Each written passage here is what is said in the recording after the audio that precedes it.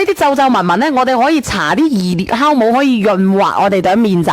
潤滑咗之後咧，我哋會淡化我哋啲乾同埋我哋啲紋紋嘅，佢好好用嘅。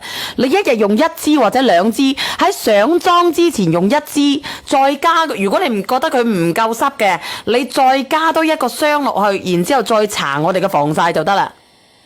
真係好好用。阿檸檬水果話有冇面膜？我等下先至介紹個面膜。我上完呢個嬌蟬刺泡液先。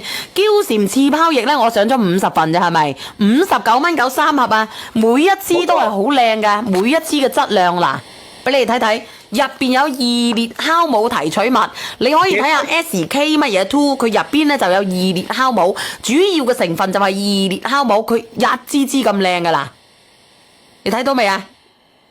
冇錯，而且同埋咧，你用完一支直接抌一支，你唔使驚話嗰啲氧化。唔使驚住佢氧唔氧化，因為佢咧入邊咧佢嗰個佢入邊嚇，佢入邊咧佢係空隙嘅，佢已經係包裝好晒㗎啦。入邊嗰啲叫做小分子啊，佢係小分子彈入去㗎，小分子啊，佢全部一支支幫你封鎖好晒嘅。